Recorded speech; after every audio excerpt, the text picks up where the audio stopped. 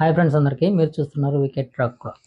అందరూ ఎలా ఉన్నారు? మేమైతే చాలా బాగున్నాం, మీరు కూడా బాగుండాలని అయితే కోరుకుంటున్నాం. ఇక ఈరోజు మన వీడియోలో టాపిక్ వచ్చేసరికి మన ట్రియో వెహికల్ ఏదైతే ఉందో అది 40,000 కిలోమీటర్ సర్వీస్కి అయితే వెళ్ళొచ్చు అనమాట రీసెంట్గా. దాని గురించి అయితే ఈ వీడియోలో చెప్పబోతున్నాను. దాని గురించి తిరిగిన 40,000 కిలోమీటర్లు మనకు జరిగిన అనుభవాలు ఏంటి, ఈ వెహికల్ ఏ విధంగా ఉందనే దాని గురించి అయితే ఇప్పుడు మీతో పంచుకోబోతున్నాను. రీసెంట్గా మన ట్రియో వెహికల్ 40,000 కిలోమీటర్స్ అయితే కంప్లీట్ అయిపోయింది. దానికి నేను సర్వీస్కి అయితే వెళ్ళాను అనమాట. ఆ సర్వీస్కి వెళ్ళినప్పుడు ఖర్చు ఎంత అయింది అనే దాని గురించి అయితే మనం మాట్లాడుకుందాం. ఇక ముఖ్యంగా ఏమేమి చేంజ్ చేశారు అనే దాని గురించి కూడా అయితే మనం ఈ వీడియోలో అయితే మాట్లాడుకుందాం. ఇక లేట్ చేయకుండా వీడియోలోకి అయితే వెళ్ళిపోదాం. ఈరోజు వచ్చేసరికి మన ట్రియో వెహికల్కి సర్వీస్కి అయితే వెళ్ళాను. నేను షోరూమ్కి వెళ్ళినప్పుడు యథావిధిగా అయితే మనకి హౌసింగ్ ఆయిల్ ఏదైతే ఉంటుందో అది ఎప్పుడు మన ప్రతి సర్వీస్కి అదొకటే చేంజ్ అయితే చేస్తూ ఉంటారు అనమాట. ఇప్పుడు అదే విధంగా అయితే ఆయిల్ అయితే చేంజ్ చేయడం జరిగింది. ఇకపోతే మనకి ఇప్పుడు ఈ సర్వీస్లో ఎక్స్ట్రాగా ఏం చేశారంటే ఒక బ్రేక్ ఆయిల్ అయితే చేంజ్ చేశారు. ఎవ్రీ 40,000 కిలోమీటర్స్కి మనకి బ్రేక్ ఆయిల్ అనేది అయితే చేంజ్ చేస్తూ ఉంటారంట. ఈసారి అయితే అది ఒకటి చేంజ్ అయింది. మొత్తం ఓవరాల్గా కాస్ట్ వచ్చేసరికి అదే 1200 అయితే అయిందనమాట. 1200 రూపాయలు ఖర్చు అయింది ఈ సర్వీస్కి వచ్చేసరికి. మన వెహికల్కి రీసెంట్గా టైర్స్ అయితే చేంజ్ చేశాను. టైర్స్ వచ్చేసరికి కంపెనీ వాళ్ళు ఇచ్చేటప్పుడు మన వెహికల్ ఏదైతే తీసుకునేటప్పుడు కంపెనీ వాళ్ళు ఇచ్చే టైర్లు ఏవైతే ఉన్నాయో అవి అయితే ఎంఆర్ఎఫ్ అయితే వచ్చినాయి అనమాట. కాకపోతే ఈసారి వచ్చేసరికి నేను టైర్లు వేరే కంపెనీ అయితే వేసాను. దాని గురించి నేను ఒక సపరేట్ వీడియో తీస్తున్నాను. ఎందుకంటే అవి టైర్స్ అయితే నేను చేంజ్ చేశాను, అవి ఎందుకు చేంజ్ చేశాను అంటే ఇంకా ఎంఆర్ఎఫ్ఏ ఎందుకు వేయలేదు అనే దాని గురించి అయితే నేను ఒక వీడియో అయితే చేస్తాను సపరేట్గా.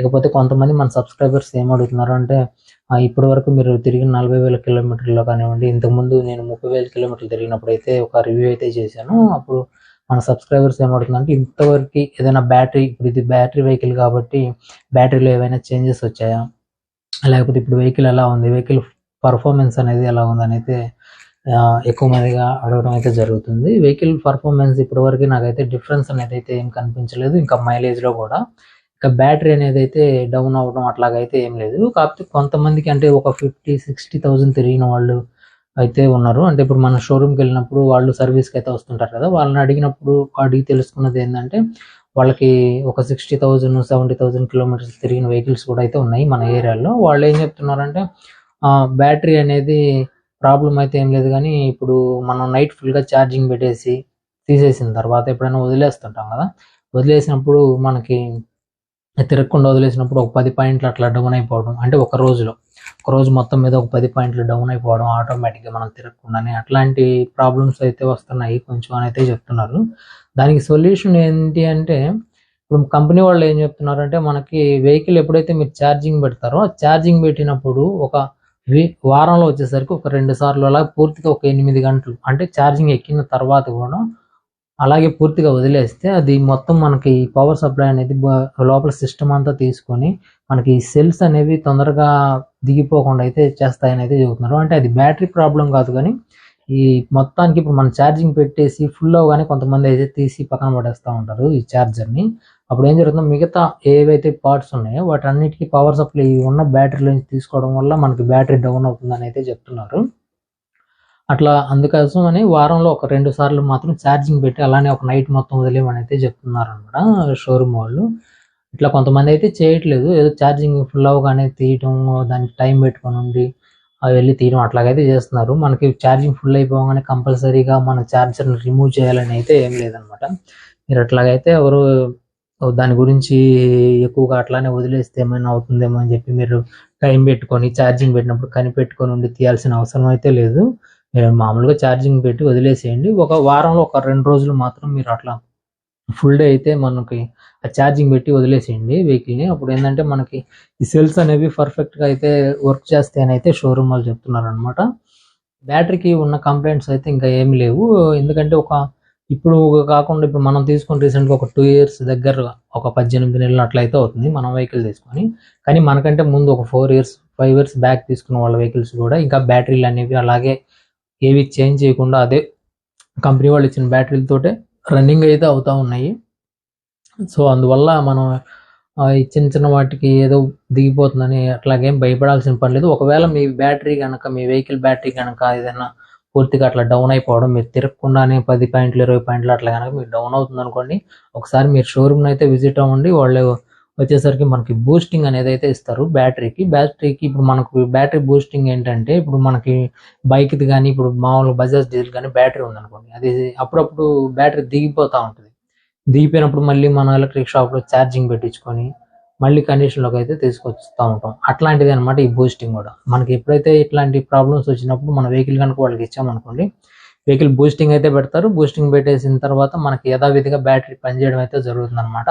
అప్పటికీ కూడా ఏవైనా ఇది ఇబ్బందిగా ఉంది, ఇట్లానే దిగిపోతుంది అనుకుంటే వాళ్ళు చెక్ చేస్తారు. మనం ఏదైతే బూస్టింగ్ ఇస్తామో అప్పుడే మనకున్న ఈ బ్యాటరీలో ఉన్న 16 సెల్స్ని ఒక్కొక్కటి 1 by 1 చెక్ అయితే చేస్తారు. చెక్ చేసిన తర్వాత ఏ సెల్ అయితే వీక్గా ఉంది, మరి దానికి ఎంత కాస్ట్ అవుతుంది, లేదంటే ఇప్పుడు మనకి 3 years వారంటీ ఉంటుంది కాబట్టి వారంటీలో వస్తుందా లేదా అనే దాని గురించి అయితే చెప్తారనమాట. మనం దాన్ని బట్టి అయితే మనం ఆ ఉన్న సెల్స్ని చేసుకోవడమా లేదంటే బూస్టింగ్ ఇస్తే సరిపోతుంది అదే మనకు తెలుస్తుంది అనమాట. కాకపోతే ఇంకా ఒక చిన్న విషయం ఏంటంటే, ఇప్పుడు వరకు తీసుకున్న వెహికల్స్లో బ్యాటరీలు ఎక్కడ చేంజ్ చేసిన దాఖలాలు అయితే లేవు. ఇప్పుడు మన ఒంగోలు సైడ్ ఏరియాల్లో అయితే అదొకటి. ఇక ఇప్పుడు కొత్తగా ట్రియో ప్లస్ అని ఒక వెహికల్ అయితే వచ్చింది. అంటే మొత్తం మన ట్రియో వెహికల్ అనమాట. దీంట్లో బ్యాటరీ కెపాసిటీ ఇంకా కిలోమీటర్లు అయితే పెంచేశారు. అంతకుముందు 7.2 కిలోవాట్ బ్యాటరీ అయితే ఉండేది. ఇప్పుడు 10.24 కిలోవాట్ బ్యాటరీ అయితే ఇన్స్టాల్ చేశారు. దానివల్ల ఏంటంటే మైలేజ్ అనేది ఎక్కువగా ఇప్పుడు ఇదైతే మనకి కొంతమందికి 100, కొంతమందికి 110 కిలోమీటర్లు అట్లా అయితే వస్తుంది కొన్ని ఏరియాలను బట్టి. కొంతమంది ఫాస్ట్గా తోలే వాళ్ళు అయితే ఉంటారు. అంటే ఈ ఎకనామిక్ మోడ్లో కాకుండా బూస్ట్ మోడ్లో అయితే తోలుతూ ఉంటారు. వాళ్ళకైతే 80 కిలోమీటర్లు అయితే వస్తుంది అనమాట. కానీ ఇది అలా కాకుండా ఒక 150 కిలోమీటర్లు వచ్చేంతగా అయితే ఈ బ్యాటరీని పెంచామని అయితే కంపెనీ వాళ్ళు చెప్తున్నారు. దాని గురించి నేను నెక్స్ట్ వీడియో అయితే చేస్తాను. మీరు ఎవరైనా ట్రియో వెహికల్స్ వాడుతున్నారు, మన వీడియో కనుక చూస్తే సబ్స్క్రైబ్ చేసుకొని మన వీడియోకి ఒక లైక్ అయితే చేయండి. ఇంకా ముందు మంచి ఇన్ఫర్మేషన్ వీడియోలు అయితే మీకు చేసి పెడతాను. ఈ ఒంగోలు చుట్టుపక్కల వాళ్ళు మీరు ఈ వెహికల్స్ ఏదన్నా ట్రియో వెహికల్స్ కానివ్వండి, ఇక దీంట్లో ట్రక్ ఆటోలు కూడా అయితే ఉన్నాయన్నమాట, ఎలక్ట్రిక్ ఆటోలు. వీటిని ఏమన్నా తీసుకోవాలి అనుకున్నా, మరి వీటి గురించి తెలుసుకోవాలి అనుకున్నా కింద కనబడుతున్న నెంబర్స్కి అయితే కాల్ చేయండి. ఒకవైపు ఇది గుంటూరు వాళ్ళ నెంబరు, ఇది వచ్చేసరికి ఒంగోలు షోరూమ్ వాళ్ళ నెంబర్ అనమాట. ఈ 2 నెంబర్స్లో మీరు ఎవరికైనా కాంటాక్ట్ అవ్వచ్చు. అంటే మీకు దగ్గరగా ఏ షోరూమ్ అయితే ఉంటుందో వాళ్ళతో అయితే కాంటాక్ట్ అవ్వండి. మీరు ఏదైనా వెహికల్ తీసుకోవాలన్నా వాళ్ళైతే మీకు పూర్తి డీటెయిల్స్ అయితే చెప్తూ ఉంటారు. ఇక మన ఛానల్లో ఈ ట్రియో వెహికల్ గురించి చాలా వీడియోస్ అయితే ఉన్నాయి. మీరు ఎవరైనా కొత్తగా మన ఛానల్ కనుక చూస్తుంటే మీరు మన వీడియోస్ అన్నీ ఒకసారి చూడండి. మీకు ఏదైనా డౌట్స్ లాంటివి ఉంటే క్లారిఫై చేసుకోవడానికి అయితే అవకాశం ఉంటుంది. ఇక కొంతమంది బాడీ బిల్డింగ్ ఎక్కడ చెప్తారు అంటే లోపల ఆ సీలింగ్ కానివ్వండి, సీట్ సెట్టింగ్ కానివ్వండి, ఇవన్నీ ఎక్కడ చేయించడం అయితే చాలామంది అయితే అడుగుతూ ఉన్నారు. దాని గురించి కూడా నేను ఒక వీడియో అయితే చేశాను. ఆ వీడియోకి డిస్క్రిప్షన్ బాక్స్లో లింక్ అయితే ఇస్తాను, మీరు అక్కడికి వెళ్ళి అయితే చూడొచ్చు. ఇంకా కొంతమంది మన సబ్స్క్రైబర్స్ ఏం అడుగుతున్నారంటే, మీకు లోపల టాప్ లైట్లు కానివ్వండి, డెకరేషన్ లైట్స్ కానివ్వండి, ఇట్లాంటివి ఎలా చేసుకోవాలని అయితే అడుగుతున్నారు. నేను దాని గురించి కూడా ఒక వీడియో చేశాను. మీకు అది మీరు కనుక ఆ వీడియో చూడకపోతే మన ఛానల్లోకి వెళ్ళి చూడొచ్చు. లింక్ కూడా నేను కామెంట్ బాక్స్లో అయితే పిన్ చేసి పెడతాను, మీరు అక్కడికి వెళ్ళి అయితే చూడండి. మన ట్రియో వెహికల్స్లో ఈ 40,000 కిలోమీటర్లు తిరిగిన దాంట్లో ఒకసారి ఒక ప్రాబ్లం అయితే వచ్చింది. చిన్న DC to DC కనెక్టర్కి ఒక ఫీజు అయితే పోయింది. నేను దాని గురించి కూడా ఒక వీడియో చేశాను. మన ఛానల్లోకి వెళ్ళి అయితే చూడండి. మీరు కనుక చూడకపోతే కొత్తగా ఎవరైనా మన ఛానల్ చూస్తుంటే సబ్స్క్రైబ్ చేసుకొని మన వీడియోకి ఒక లైక్ అయితే చేయండి. మీ ఫ్రెండ్స్కి వాళ్ళకి షేర్ అయితే చేయండి. ఎవరైనా ట్రియో వెహికల్స్ వాడుతున్న వాళ్ళు అట్లా ఉంటే, ఎవరైనా తీసుకోవాలనే ఉద్దేశం అనుకుందనుకోండి, అట్లాంటి వాళ్ళకి మన వీడియోస్ షేర్ చేయడం వల్ల వాళ్ళకి అయితే కొంచెం ఉపయోగపడుతుందని నా ఉద్దేశం. ఇక రేపటి వీడియోలో మన ట్రియో ప్లస్ గురించి అయితే మనం మాట్లాడుకుందాం. దానికి ఏవేవి స్పెసిఫికేషన్స్ అనేవి ఇచ్చారు, ఎంత కెపాసిటీ బ్యాటరీ ఇచ్చారు, ఎంత లోడ్ని లాగలుగుతుంది, ఎంత మైలేజ్ వస్తుంది అనేది పూర్తి వివరాలతో రేపు మరొక వీడియో అయితే కలుస్తాను. Thank you.